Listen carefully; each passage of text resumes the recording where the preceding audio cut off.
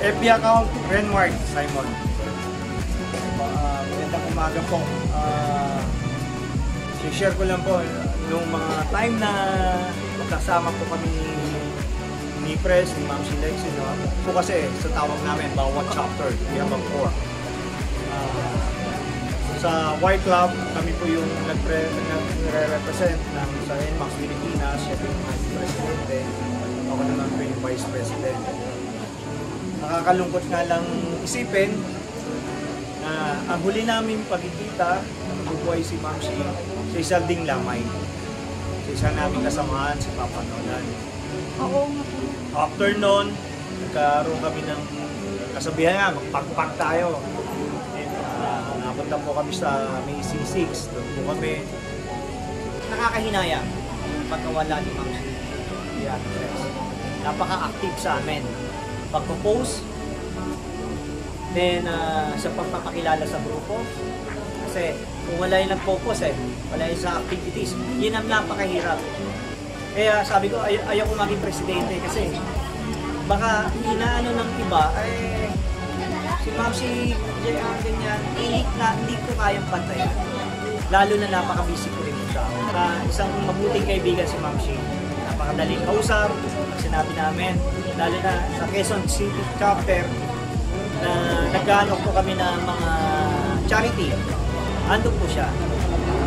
Pag may rights din ng Quezon City chapter, wala po siya national, nasamahan. Kaya yung bonding namin ni Ma'am GR is may pagkamalalim. Pero syempre, ang pinaka-best friend po talaga niyan si Papa Berhel.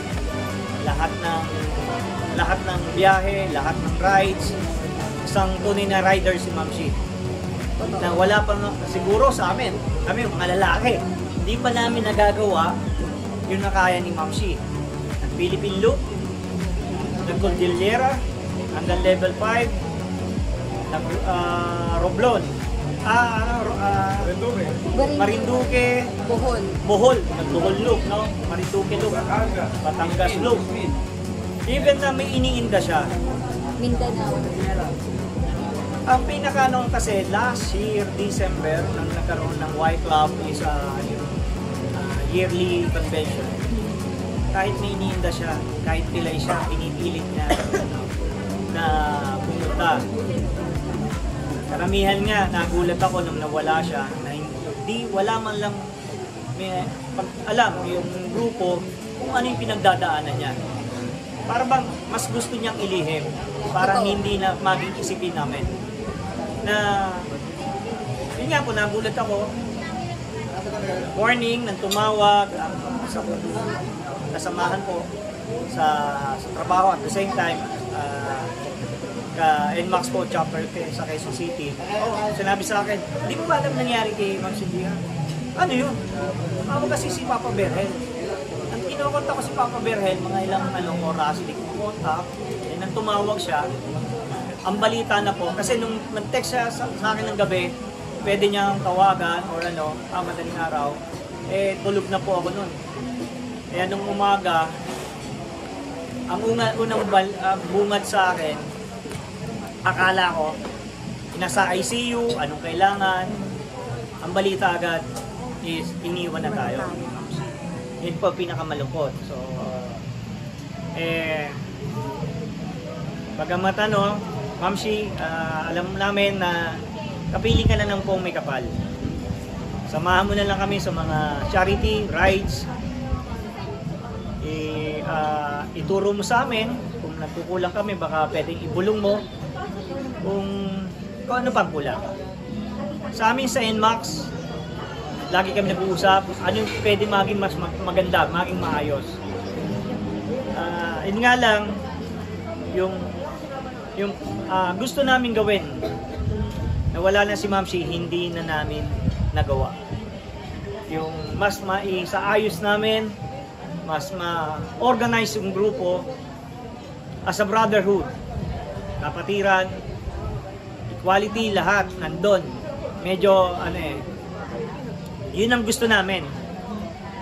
Sa ngayon medyo syempre as an NMAX, gusto sana namin, marami kami.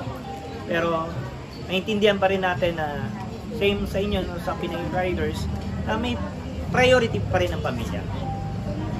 Ang iba naman is araw ng ano ngayon, araw ng pananampalataya, pagbibigay ng oras sa anoon, sumasamba, nagsisimba. So hindi talaga ano yung time, yung araw.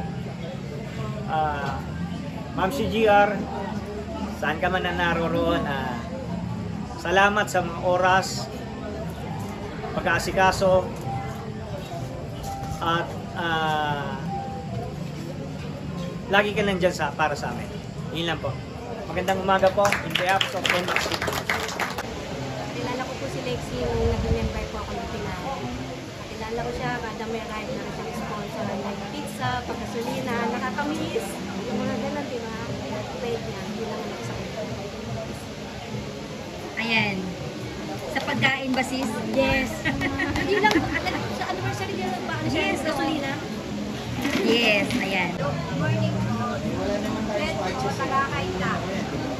Ayan. Taga-kaita. Talaga? Kaya rin po.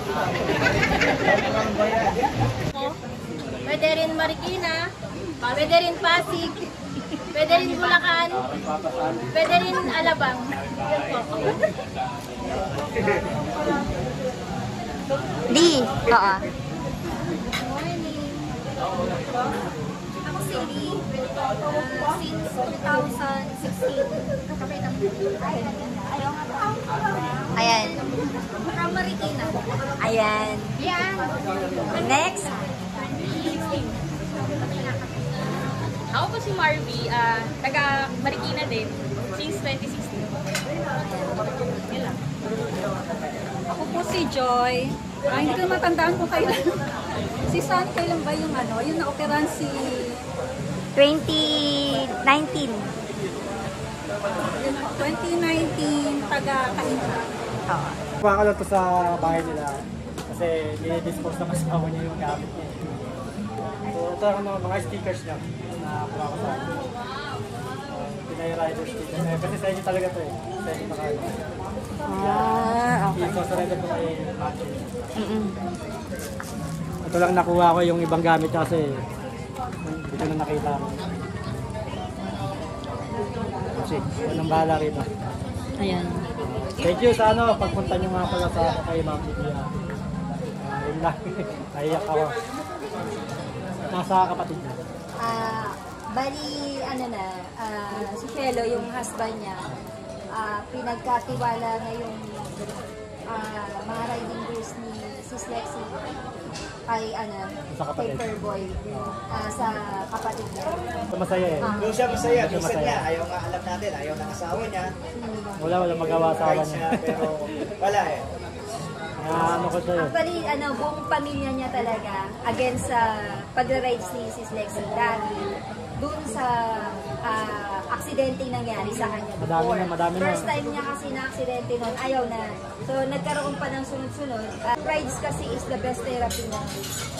Kaya, Wala, hindi matitigil. Kahit gano'n ano nga, Tunay na rider. recognition namin sa Baguio, kahit may sugat siya rito. Sabi ko, sige, dali mo na lang yung kahit nilalag na panggamot niya. Ako naglilinis sa sugat niya. Kahit sa Baguio, naglilinis ako na ng sugat niya. Basta, Pero ayoko talaga makapunta siya ng Baguio. magsalita kasi mostly ayoko maging emotional kasi ako yung lagi niyang kasama since 2018 na nagkakilala kami.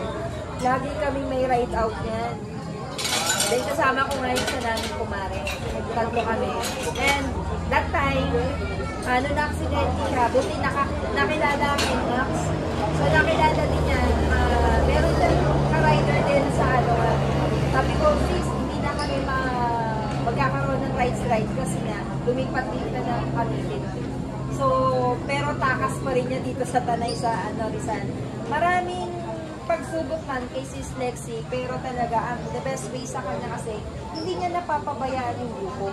So, we miss the moment na talagang yung dedication din niya at yung kanyang legacy na iniwan sa amin talaga nasa puso namin.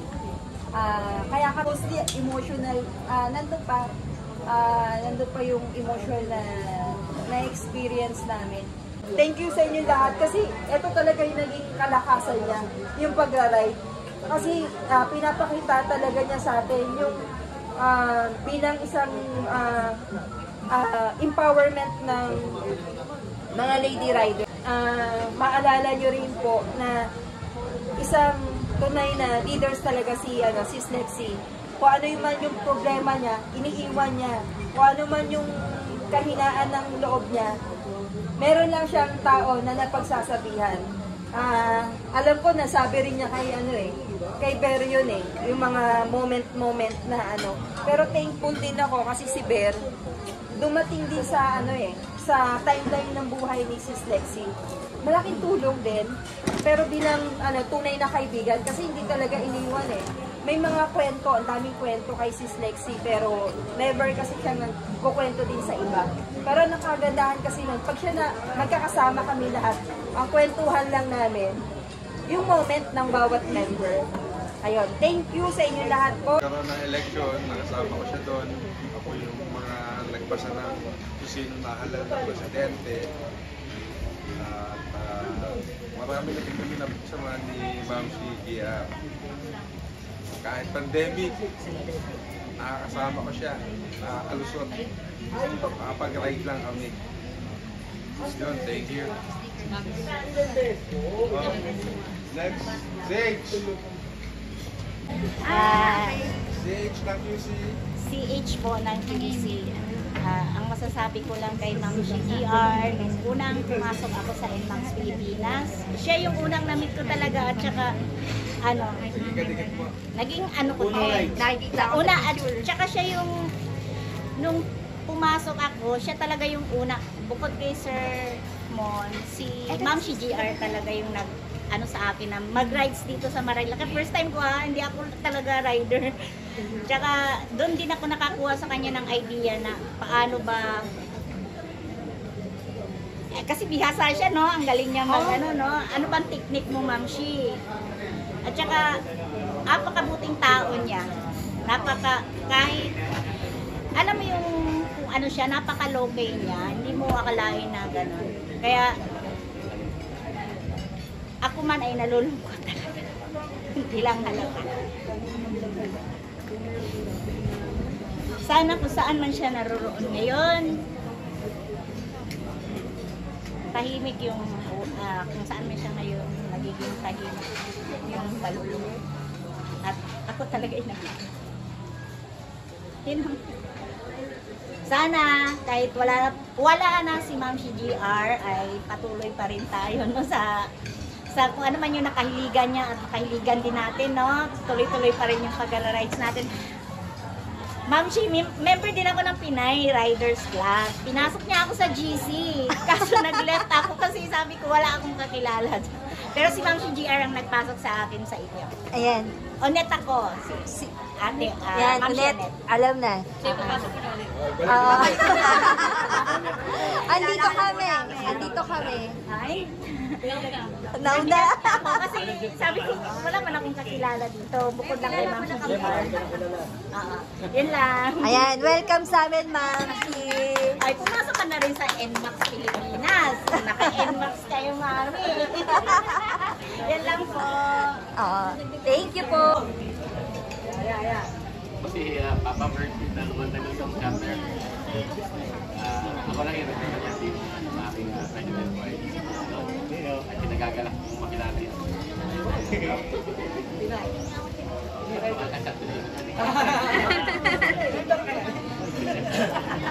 Pinoy pa rin. Pinoy. At sana'y magkasama tayo. Thank you po.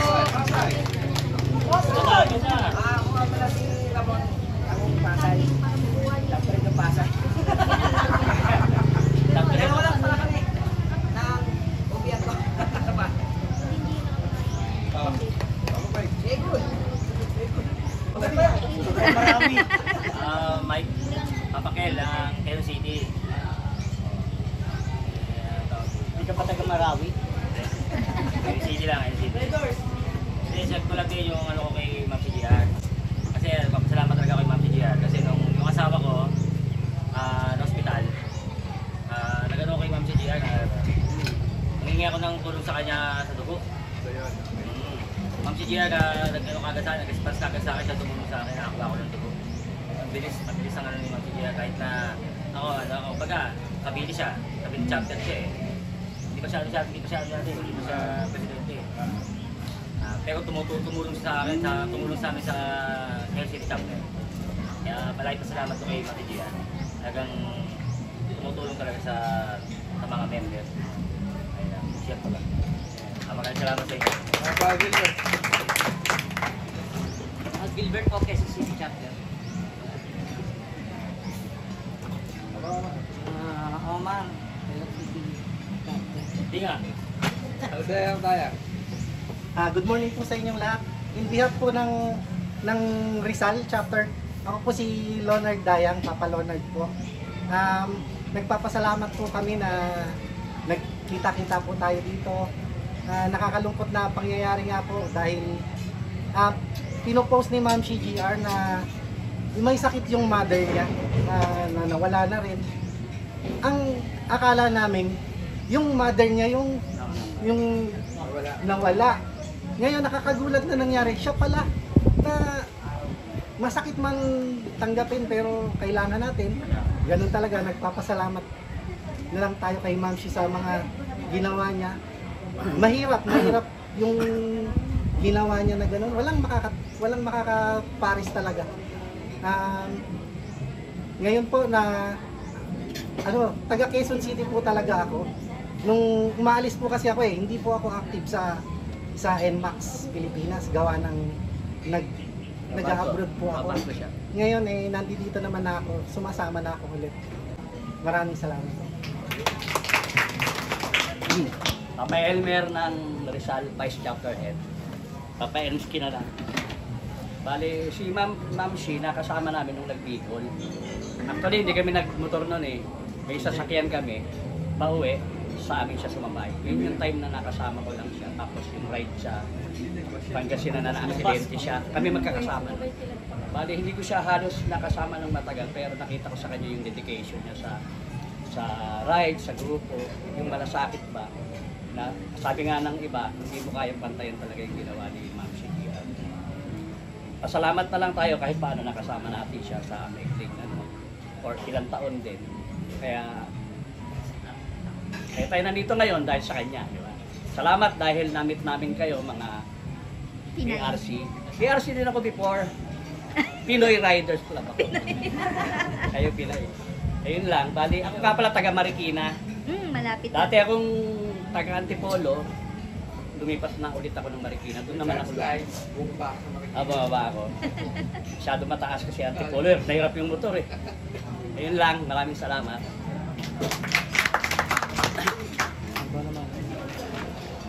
Good morning sa lahat. Ako pala si Marvin Mundares, Boss Jobin. NMAX Pilipinas. Las Piñas po ako, pero Cavite chapter. Pag diyon ko, nag-joyride ako, baka makita-kita tayo sa kalsada. Maraming salamat at nakasama ko kayo dito, nakilala ko kayo lahat. Yun lang. Salamat.